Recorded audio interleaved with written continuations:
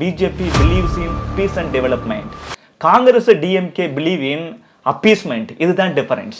சோனியா காந்தி, ராகுல் காந்தி, பிரியங்கா காந்தி எல்லாமே இவ குடும்ப சொத்தா மாத்திட்டாங்க இந்த கட்சியை. அதனால தான் வயநாட்டுல ராகுல் காந்தி ரிசைன் பண்ணா அந்த இடத்துல பிரியங்கா காந்தி வராங்க. புளூக்ல பார்த்தோம்னா 2 இடத்துலயும் ஜெயிச்சிட்டாரு. அவருக்கே ஆச்சரியம், எப்பரா 2 இடத்துல ஜெயிச்சோம் அப்படின்னு. அதான் அந்த நேரத்தில் வாழ்க்கையில் இந்த மாதிரி சம்டைம்ஸ் வந்துட்டு நடந்து போயிடும். இது தானா வர்ற ஓட்டுக்கு கூட இவங்க என்ன செஞ்சிடறாங்க, இவங்க உதயநிதி வந்ததால தான் இவ்வளவு ஓட்டு, பிரியங்கா காந்தி வந்ததால தான் இவ்வளவு ஓட்டு, மக்கள் மத்தியில் அவங்களுக்கு செல்வாக்கு அதிகம், இப்படிலாம் சொல்லி பிரியாம்பிள் அண்ணல் அம்பேத்கர் அவர்கள் உருவாக்கி கொடுத்த அரசியலமைப்பு சட்டத்தில் உள்ள பிரியாம்பிள்ல பார்த்தா செக்யூலருங்கிற வார்த்தையே கிடையாது. நான் இந்திய அரசியலமைப்பு சட்டத்துல இன்னைக்கு 106 திருத்தம் வந்து இருக்குது. அதுல பெரும்பான்மையான திருத்தங்களை கொண்டு வந்தது காங்கிரஸ் கட்சி.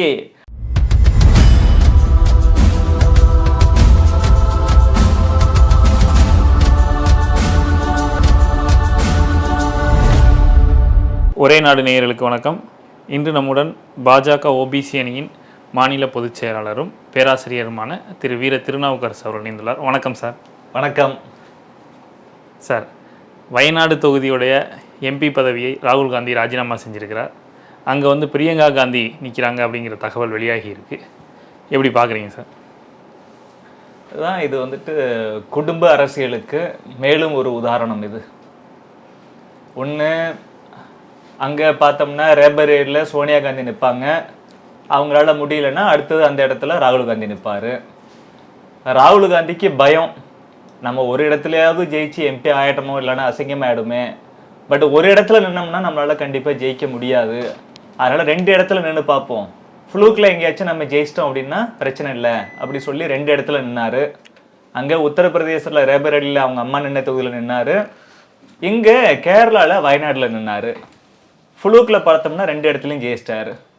அவருக்கே ஆச்சரியம், எப்பரா 2 இடத்துல ஜெயிச்சோம் அப்படின்னு. அதான் அந்த நேரத்தில் வாழ்க்கையில் இந்த மாதிரி சம்டைம்ஸ் வந்துட்டு நடந்து போயிடும். வயநாட்டில் அடுத்து வந்துட்டு அவர் ரிசைன் பண்ணுறாரு. ரிசைன் பண்ணிட்டு அந்த இடத்துல யார் நிற்க வைக்கலான்னு பார்க்கும்போது காங்கிரஸ் கட்சியில் வேறு ஆளே கிடையாதா. கேரளாவில் எத்தனை பேர் காங்கிரஸ் கட்சிக்காக உழைச்சவங்க இருக்கிறாங்க, இல்லை அகில இந்திய காங்கிரஸ்லேயே எத்தனை பேர் இருக்கிறாங்க. அவங்களெல்லாம் விட்டுட்டு மறுபடியும் ராகுல் காந்தி அவரோட சகோதரியான பிரியங்கா காந்தியை கொண்டாந்து அங்கே நிற்க வைக்கிறார். அப்போ சோனியா காந்தி, ராகுல் காந்தி, பிரியங்கா காந்தி, இது என்ன அது? அந்த ஒரு குடும்பம் மட்டும்தான் அவ்வளோ என்ஜாய் பண்ணணுமா? வேற யாருக்கும் தகுதி கிடையாதா? இல்லை, அவங்க என்ன சொல்கிறாங்கன்னா சார், ராகுல் காந்தி பதவியை வந்து விட்டு விலகுவதனால, வயநாடு எம்பியாக இல்லாததுனால வயநாடு மக்கள் ஏமாற்றம் அடைஞ்சிருவாங்க, அதனால ராகுலின் சகோதரியான பிரியங்காவை வந்து நாங்கள் நிற்க வைக்கிறோம், அவங்களும் ராகுல் தான் அப்படிங்கிறதுனால தான் அவங்க நிற்க வைக்கிறோம் அப்படின்னு சொல்லி ஒரு வாதத்தை முன் வைக்கிறாங்க. ஏன் இப்போ ராகுலை ரெப்ரசன்ட் பண்ணுறதுக்கு அந்த கட்சிக்காரங்க யாருக்கும் தகுதி இல்லையா? இப்போ காங்கிரஸ் கட்சியில் எத்தனை பேர் இருக்கிறாங்க, எத்தனை நிர்வாகி இருக்கிறாங்க, அப்போ அவங்களும் கூட நிற்கலாம்ல. ராகுல் காந்தியை காங்கிரஸ் கட்சியில் இருக்கக்கூடிய ஒருத்தரை, கேரளாவில் உள்ள காங்கிரஸ் கட்சியை சார்ந்த ஒருத்தரை நிற்க வச்சு, இவர் என்னோட பிரதிநிதிங்க, நான் தான் இவர் அப்படி சொன்னால் மக்கள் ஏற்றுக்கத்தானே போகிறாங்க. ஏன்னா அவங்க கட்சிக்காரர் தானே நிறுத்த போறாரு.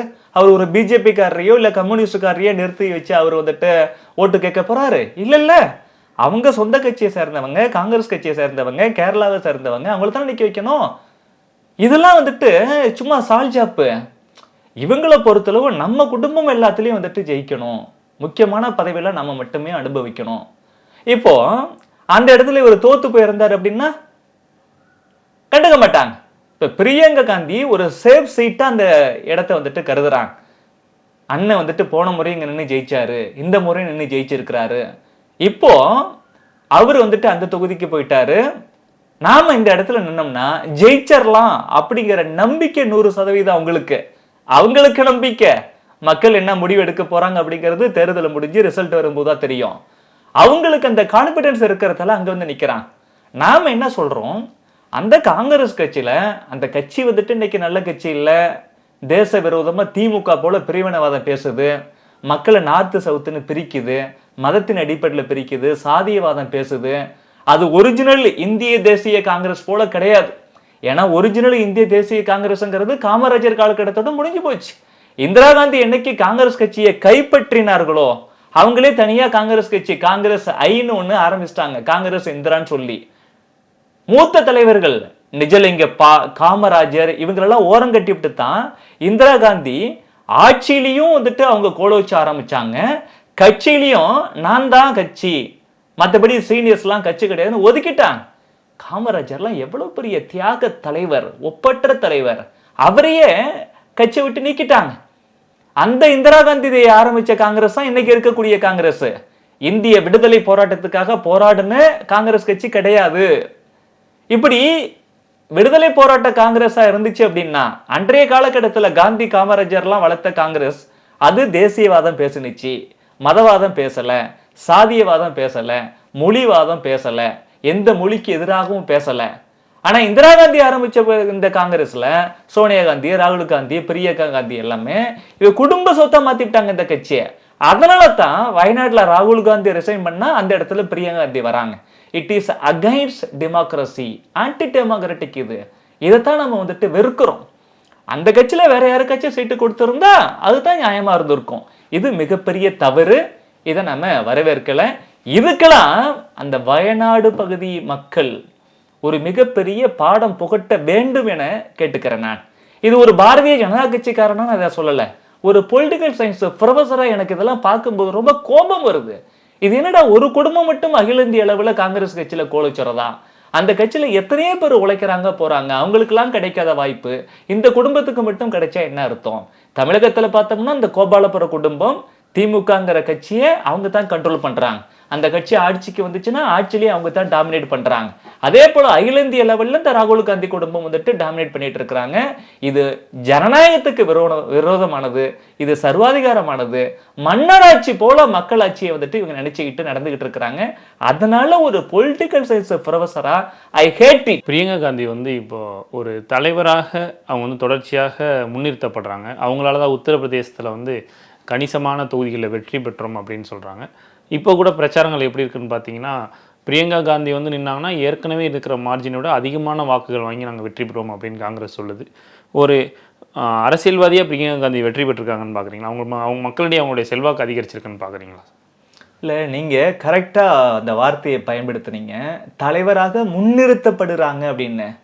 இந்த குடும்ப கட்சிகள் எல்லாருமே என்ன செய்கிறாங்கன்னா, அவங்களோட வாரிசுகளை ஒரு வயசு வரைக்கும் பர்சனல் லைஃப்ல நல்லா சந்தோஷமா என்ஜாய் பண்ணு சொல்லி விட்டுறாங்க. இப்ப நம்ம பொதுவா இப்ப நான் எடுத்துக்குங்க, என் பரம்பரையில யாருமே அரசியல் இருந்தது இல்லை.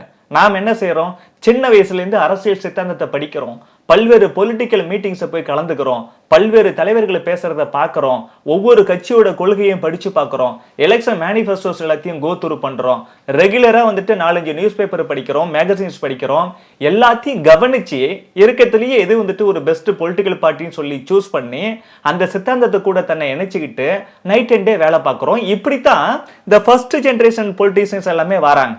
அப்படித்தான் வரணும், அதுதான் நியாயம், அதுதான் டெமோக்ரஸி. ஆனா அந்த குடும்ப கட்சிகளை என்ன செய்யறாங்க அப்படின்னா, தன்னோட குழந்தைகளை அது மாணவ பருவத்திலையும் சரி, அவங்க இளைஞர்களா இருக்கும்போதும் சரி, நல்ல பர்சனல் லைஃப்ல என்ஜாய் பண்றாங்க. அவங்க யாருன்னே வெளில தெரியறது இல்லை. திடீர்னு ஒரு நாள் அவங்கள கொண்டாந்து நிறுத்துறாங்க, தலைவரா முன்னிறுத்துறாங்க. இப்படி அவங்கள முன்னிறுத்தும் போது ஈஸியா அவங்களுக்கு எல்லா ஃபெசிலிட்டிஸும் கிடைக்குது. இப்ப மு.க. ஸ்டாலின் இருக்கிறாருன்னா கருணாநிதி என்ன சொல்கிறாரு, இவர் என் பையன்னு சொல்லும் பொழுது கருணாநிதி போல நல்ல ரீச் ஆன ஒரு தலைவர் இப்படி சொல்லும் போது மு.க. ஸ்டாலின் ஈஸியா ரீச் ஆகுறாரு. மு.க. ஸ்டாலின் என்ன செய்யறாரு, அவரோட பையன் திடீர்னு வந்துட்டு சினிமா கோடிக்கணக்கில் அப்பா தாத்தாலாம் கொள்ளடிச்சு வச்ச படத்தை வச்சு சினிமால போயிட்டு ஜாலியா என்ஜாய் பண்ணிட்டு அரசியலுக்கெல்லாம் வரப்பட்ட சொல்லிவிட்டு திடீர்னு அரசியலுக்கு வந்து மு.க. ஸ்டாலின் என்ன செய்யறாரு, இவர் என் பையன். ஒரு கட்சியோட தலைவர் தன்னோட பையனை இவர் என் பையன் அப்படின்னு அறிமுகப்படுத்தும் போது, முன்னிலைப்படுத்தும் போது ஈஸியா எல்லார்ட்டையும் ரீச் ஆகிறாங்க. இப்படி இவங்க ரீச் ஆகிட்டு வாய்க்கு வந்ததெல்லாம் ஏதோ 1-2 அப்படியே பேசிவிட்டு என்னமோ உலகத்துல வேற யாருமே பேசாத தத்துவத்தெல்லாம் பேசுனது மாதிரி இவங்க பேசுற சாதாரண விஷயத்துக்கு கூட அவ்வளவு முக்கியத்துவம் கொடுக்கறது, மற்ற நிர்வாகிகள்லாம் இவங்களை வந்துட்டு தூக்கி வச்சு கொண்டாடுறது. ஏன் பிரியங்கா காந்திக்கு இவ்வளவு முக்கியத்துவம் ஏன் கொடுக்கறாங்கன்னா, ராகுல் காந்தியும் சோனியா காந்தியும் அந்த கட்சியில முக்கிய பொறுப்புல இருக்கிறாங்க. அவங்க தான் டிசைடிங் அத்தாரிட்டிஸ். அப்ப நம்ம பிரியங்கா காந்தி அப்போஸ் பண்ணோம்னா ராகுல் காந்தியும் சோனியா காந்தியும் நம்மளை ஒதுக்கிடுவாங்கிற பயத்துல எல்லாரும் பிரியங்கா காந்திக்கு முக்கியத்துவம் கொடுக்க வேண்டிய அவசியம் இருக்குது. உதாரணத்துக்கு தமிழகத்துல உதயநிதியை முன்னிலைப்படுத்தும் பொழுது, கட்சியில பொறுப்பே இல்லாத உதயநிதியை முன்னிலைப்படுத்தும் போது உதயநிதியை மற்ற தலைவர்கள்லாம் திமுகவில் மதிக்கல அப்படின்னா ஸ்டாலின் என்ன செய்வாரு, என் பையனே நீ மதிக்கலையா, நீ கட்சியில அவ்வளவுதான் சொல்லி ஓரம் கட்டுவார். அதனால அந்த நிர்வாகிகள் எல்லாம் இவங்க வரும்போது போகும்போதெல்லாம் அவ்வளவு முக்கியத்துவம் கொடுக்கறாங்க, போற இடத்துக்கெல்லாம் கூட்டு போறாங்க.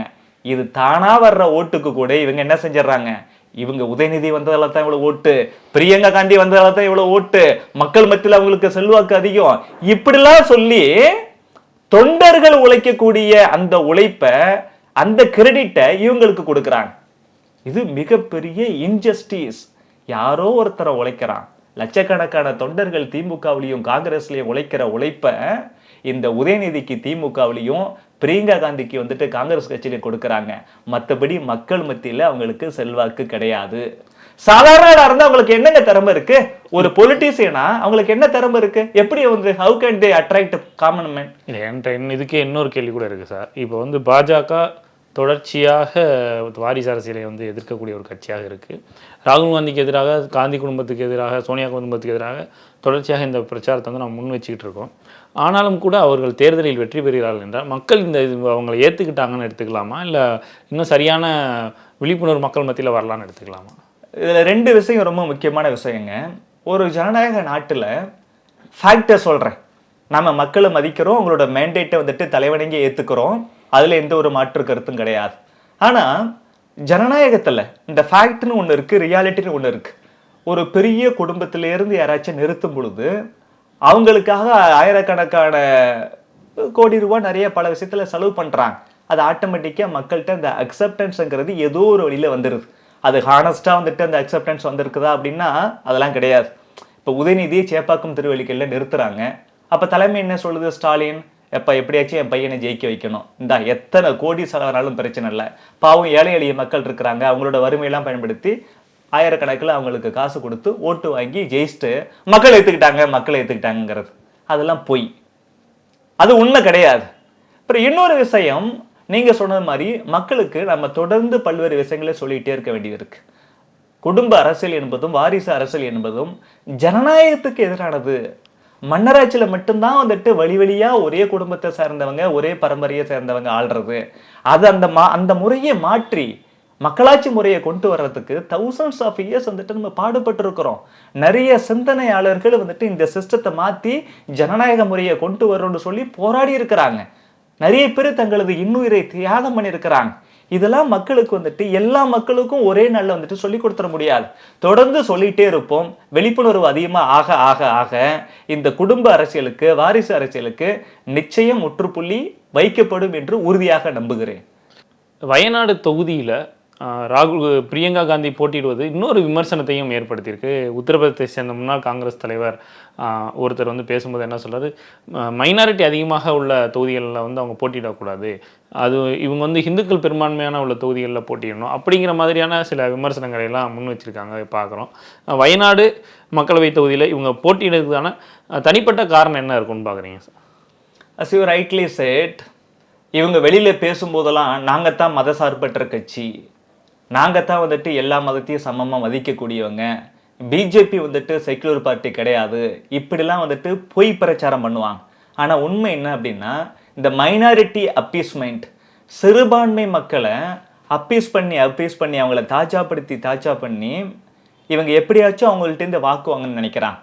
இப்போ கூட ரீசெண்டாக கல்கத்தா ஹைகோர்ட் வந்துட்டு ஒரு ஜட்ஜ்மெண்ட் கொடுத்துச்சு. அப்போ சொன்னாங்க, அது மைனாரிட்டி மதத்தை சார்ந்த மக்களை வெறும் கமாடிட்டியா, பொருளா மட்டுமே நீங்க பாவிக்கிறீங்க, இப்போ ஓட்டு போடக்கூடிய எந்திரமா மட்டும் அவங்கள பார்க்குறீங்க, அப்படிலாம் நிறைய விமர்சனம் வருது. திமுக, காங்கிரஸ் போன்ற கட்சிகள் மெஜாரிட்டியா இருக்கக்கூடிய இந்து மக்களை போலவே ரிலீஜியஸ் மைனாரிட்டியா இருக்கக்கூடிய கிறிஸ்டின், முஸ்லீம் உள்ளிட்ட மக்களை இந்திய குடிமக்களை தானே கருதணும். அப்படி கருதாம அவங்க என்ன செய்யறாங்கன்னா, ஓட்டு போடக்கூடிய எந்திரங்களா மட்டும் பார்க்கறாங்க, ஒரு கமாடிட்டியா மட்டும்தான் பார்க்கறாங்க. அதனாலதான் எப்ப பார்த்தாலும் அவங்கள தாஜா பண்றாங்க. தாஜா பண்ணி அவங்கள்ட்ட இருந்து ஓட்டு வாங்குறத மட்டும் தான் எங்களோட நோக்கமா வச்சிருக்கிறாங்க. பாரத நாட்டு குடிமக்களா, இந்துக்களுக்கு சமமான குடிமக்களா அவங்கள திமுகவும் காங்கிரஸும் கருதி இருந்தா என்ன செஞ்சிருக்கோம் அப்படின்னா, அந்த மக்களை கல்வி ரீதியா எப்படி முன்னேற்றுறது, பொருளாதார ரீதியா எப்படி முன்னேற்றுறது, சமூக ரீதியா எப்படி முன்னேற்றுறது, இப்படிலாம் பார்த்து பார்த்து பார்த்து அவங்களுக்கு உதவிகள் செஞ்சு, நலத்திட்டங்கள் செஞ்சு அவங்கள மேலையில வச்சிருக்கணும். அப்படி பண்ணாம கமாடிட்டியா மட்டும் பார்த்து, ஓட்டு போடக்கூடிய மெஷினா மட்டும் பார்த்து தாஜா பண்றாங்க. நீங்க தாஜா பண்ணீங்கன்னா எலெக்ஷனோட முடிஞ்சு போயிடும்.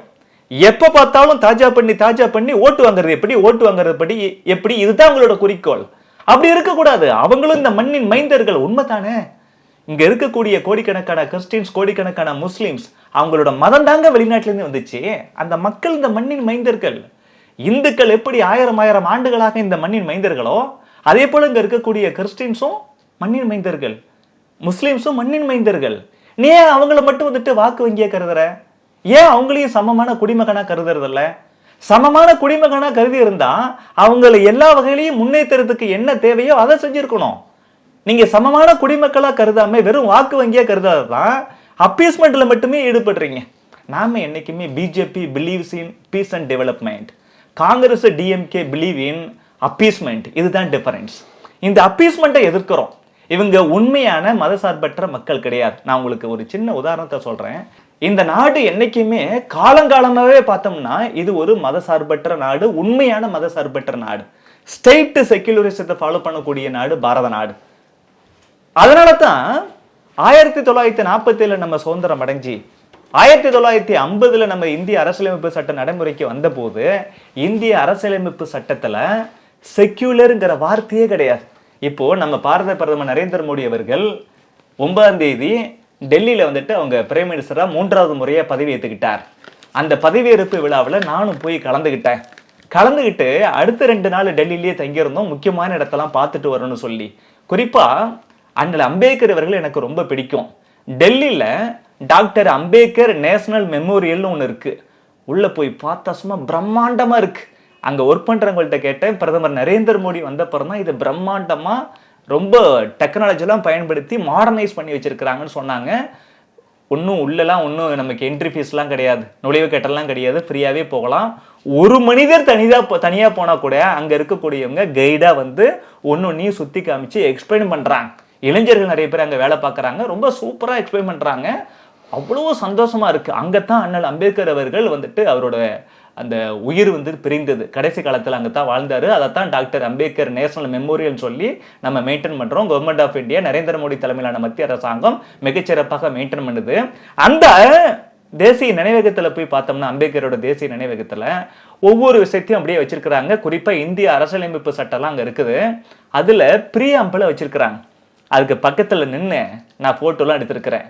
இந்திய அரசியலமைப்பு சட்டத்துல பிரியாம்பிள் இருக்குல்ல, முகவுரை, அதுல பிரியாம்பிள், இந்த ஒரிஜினல் பிரியாம்பிள் அண்ணல் அம்பேத்கர் அவர்கள் உருவாக்கி கொடுத்த அரசியலமைப்பு சட்டத்தில் உள்ள பிரியாம்பிள்ல பார்த்தா செக்யூலருங்கிற வார்த்தையே கிடையாது. நான் அதுக்கு பின்னாடி நின்று போட்டோ எடுத்து வச்சிருக்கிறேன். அண்ணல் அம்பேத்கர் அவர்கள் இந்த சட்டத்தை ஏற்றும் போது பார்லிமெண்ட்ல நிறைய டிபேட் வந்துச்சுல்ல, அப்ப கான்ஸ்டிடியூண்ட் அசம்பிளி ஆஃப் இந்தியா. அப்ப இந்த செக்யூலருங்கிற வார்த்தையை சேர்க்கறதுக்கு எதிராக பேசினார். ஏன் அப்படின்னா, நீங்க இப்ப சேர்த்தீங்கன்னா இப்ப இருந்துதான் இந்த நாடு வந்துட்டு செக்யூலர் மதசார்பற்ற நாடுன்னு ஆயிடும். நம்ம நாடு காலங்காலமாக பெண்ணெடுங்காலமாக அது வந்துட்டு செக்யூலராகவே இருந்திருக்குது, மதசார்பற்ற நாடாவே இருந்திருக்குது. அதனால நீங்க புதுசா சேர்க்க வேண்டிய அவசியம் இல்லைன்னாங்க. ஆனா இந்த போலி செக்யூலரிசம், சூடோ செக்யூலரிசம் பேசக்கூடிய காங்கிரஸ் கட்சி இந்திரா காந்தி காலகட்டத்தில் ஆரம்பிச்சது. 1976 42வது அரசியலமைப்பு சட்டத்தின் மூலமாக அன்றைய இந்தியாவோட பிரதமராக இருந்த இந்திரா காந்தி செக்யூலருங்கிற வார்த்தையை 1976 தான் புதுசா சேர்க்கிறாங்க. அரசியலமைப்பு சட்டத்தை பாஜக மாத்த போகுது, நரேந்திர மோடி மாத்த போகுதுன்னு வந்துட்டு இங்க பொய் பிரச்சாரம் பண்ணுது திமுக, காங்கிரஸ் உள்ளிட்ட கட்சிகள். ஆனா இந்திய அரசியலமைப்பு சட்டத்துல இன்னைக்கு 106 திருத்தம் வந்திருக்குது. அதுல பெரும்பான்மையான திருத்தங்களை கொண்டு வந்தது காங்கிரஸ் கட்சி. அந்த காங்கிரஸ் கட்சியோட கூட்டணியில இருக்குது திமுக. அந்த காங்கிரஸ் கட்சி தான் செக்யூலருங்கிற வார்த்தையை அண்ணல் அம்பேத்கர் அவர்கள் 1950 சட்டம் கொடுத்திருந்தாலும் 26 வருஷம் கழிச்சு சேர்த்துச்சு.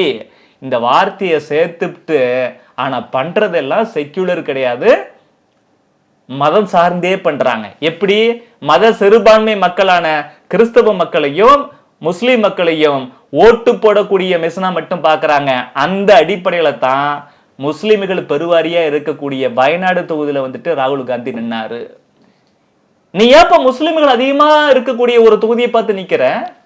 நீ தான் மத சார்பற்ற ஆளாச்சே, நீங்க தான் மத சார்பற்ற கட்சி ஆச்சே, எதுக்கே அங்க போய் நிக்கிற? முஸ்லிம்ஸ் இவங்க தாஜா பண்ணி வச்சிருக்கிறாங்க.